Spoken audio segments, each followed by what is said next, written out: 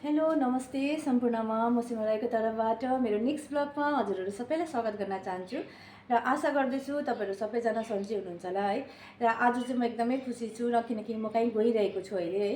र कहाँ जान लागिरहेको छु भने चाहिँ म चाहिँ कसैलाई भेट्न गइरहेको छु र उहाँहरू चाहिँ आमा बाबाहरू हुनुहुन्छ है। र आमा बाबा भन्नु बित्तिकै सोच्नुहुन्छ होला तपाईँले मेरो आमा बाबा जसले मलाई जन्म दिनुभयो है उहाँहरू चाहिँ होइन, म चाहिँ ओल्ड एज होममा गइरहेको छु र यो मौका चाहिँ मैले धेरै दिन बाद पाएको है।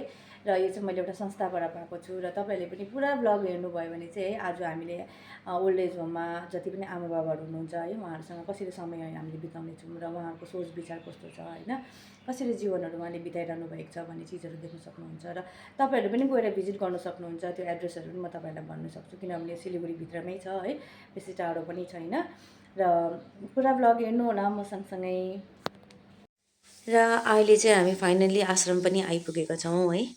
र हामीले चाहिँ अब यहाँनिर सानो, किनभने हामीले आजदेखिको नयाँ काम सुरु गरेको छौँ र यो खुसी बाँड्नको लागि चाहिँ हामीले अब बाजे बोजूहरूसँग है एउटा सानो केक काटेर सेलिब्रेसन गरिरहेको छौँ। हामी सबैजना एकदमै खुसी भइरहेको थियौँ, जतिजना पनि मेम्बर्सहरू हुनुहुन्छ है। र बाजे बोजू पनि एकदमै खुसी हुनुहुन्थ्यो किनभने अब उहाँहरूलाई यसरी भेट्नु जाँदाखेरि त एकदमै राम्रो लागेर आउँछ नि त, उहाँहरूलाई पनि आनन्दित लाग्छ होइन।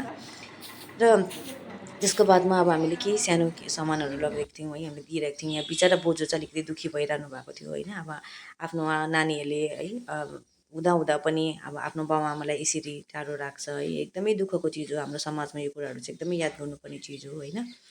र बाजे बोजूको लागि सुविधा चाहिँ एकदमै राम्रै रहेछ है। यहाँनिर रुमहरू पनि यता हो एकदमै सफा कता इन्डिभिजुअली होइन, एक एकजनालाई नै दिनुभएको रहेछ। यहाँ बाजेको रुम रहेछ नि त नि, यो तपाईँको रुम हो, एक्लै बस्नुहुन्छ ए। हेरौँ राम्रो रहेछ, सफासँगले राखेको रहेछ नि।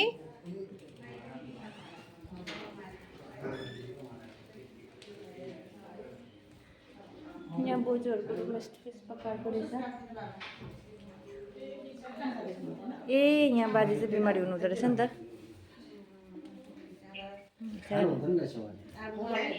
यो राखिदिउँ, यो त राखिदिउँ न है।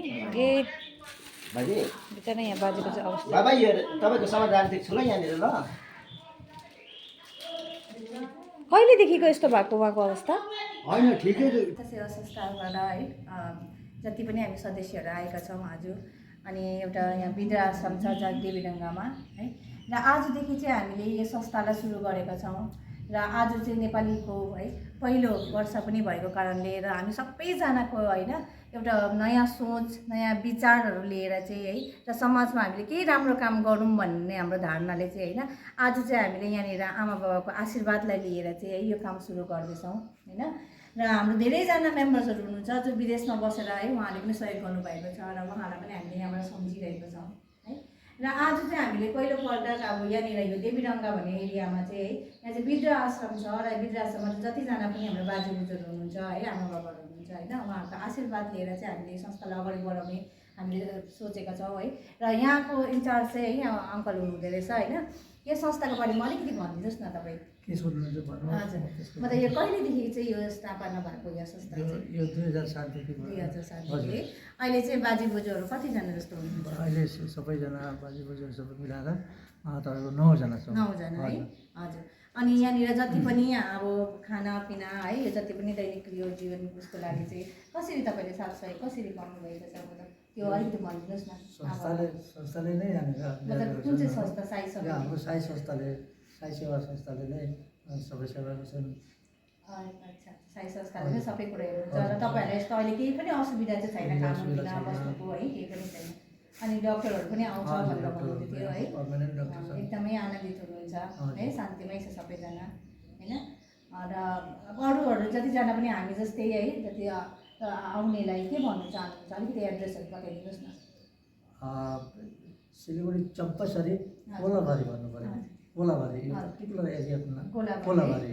कोलाबारी साई साई मन्दिर भनेपछि चोलले पनि सिधा हिसाबले बुझिहाल्नुहुन्छ। कोलाबारी साई। र यसरी चाहिँ आजको हाम्रो समयहरू बित्यो है। र आशा गर्छु तपाईँलाई राम्रो लाग्यो होला मेरो ब्लग होइन। र तपाईँहरू पनि भिजिट गर्न सक्नुहुन्छ र लाइक सेयर कमेन्ट पनि गरिदिनु होला है। Thank you.